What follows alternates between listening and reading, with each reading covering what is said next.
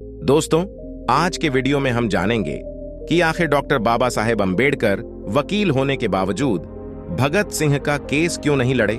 लेकिन दोस्तों, ये जानने से पहले अगर आप हमारे चैनल पर नए हो तो वीडियो को दिल से लाइक करके चैनल को सब्सक्राइब करो और हाँ, वीडियो को आखिर तक जरूर देखो। तो चलिए दोस्तों, बिना समय लेते हुए वीडियो को शुरू कर देते हैं। दोस्तों, सरदार भगत सिंह की 1927 में गिरफ्तारी हुई थी और 23 मार्च 1931 को फांसी दी गई। ये दौर वो था जब दलितों को कोई अधिकार प्राप्त नहीं था, उन्हें समाज में बैठने की आजादी नहीं थी, सार्वजनिक कुएं पर पानी पीने की आजादी नहीं थी, ऊंची जाति के लोगों के साथ खाने की आजादी नहीं थी।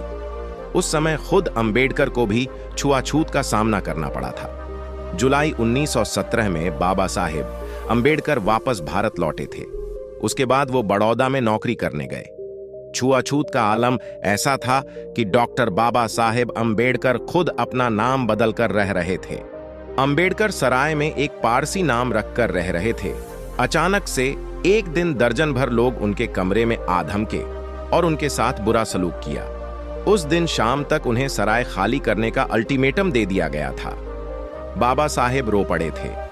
उस घटना का जिक्र अंबेडकर ने अपने जीवन में कई बार किया था। ये 1917 की बात है। आप बाबा साहेब के साथ हुए इस कृत्य से समाज में दलितों की स्थिति का अंदाजा लगा सकते हैं। इस घटना के 6 साल बाद यानी कि साल 1923 में अंबेडकर ने वकालत का काम शुरू किया।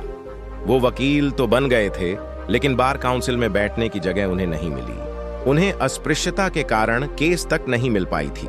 लंबे समय तक स्थिति ऐसी बनी रही, लोग उनके पास आने और उनके पास बैठने तक से कतराते थे। ऐसे में छोटे से छोटा केस भी अंबेडकर के हिस्से में नहीं आया करता था। केस नहीं मिलने के कारण ही अंबेडकर ने वकालत छोड़ बायज अकाउंट में लेक्चर का काम करना शुरू कर दिया था।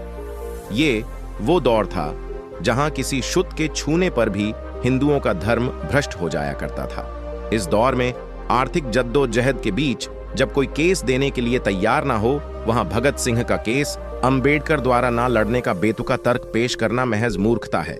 वैसे भी भगत सिंह का केस लाहौर में चल रहा था, जबकि अंबेडकर मुंबई में रह रहे थे।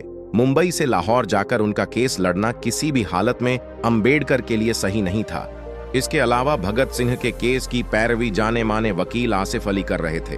वकालत के क्षेत्र में उनका दबदबा था। ऐसे में आसिफ अली को हटाकर केस देने की कल्पना भी कोई कर नहीं सकता था।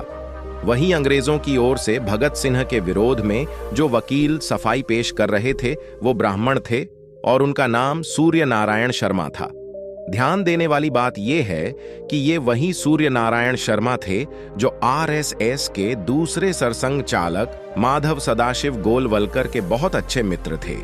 ये पूर्ण रूप से समझ में आता है कि बाबा साहेब के साथ मुश्किलें थीं और डॉक्टर बाबा साहेब अंबेडकर जी चाहकर भी भगत सिंह का केस नहीं लड़ सकते थे। लेकिन सवाल यह है कि आखिर क्या महात्मा गांधी और जवाहरलाल नेहरू जैसे नेता, जो उस समय के दिग्गज वकील थे, वे सोए थे? उन्होंने कुछ भी क्यों नहीं किया? वे हाथ में हाथ धरकर क्यों बैठे हुए थे?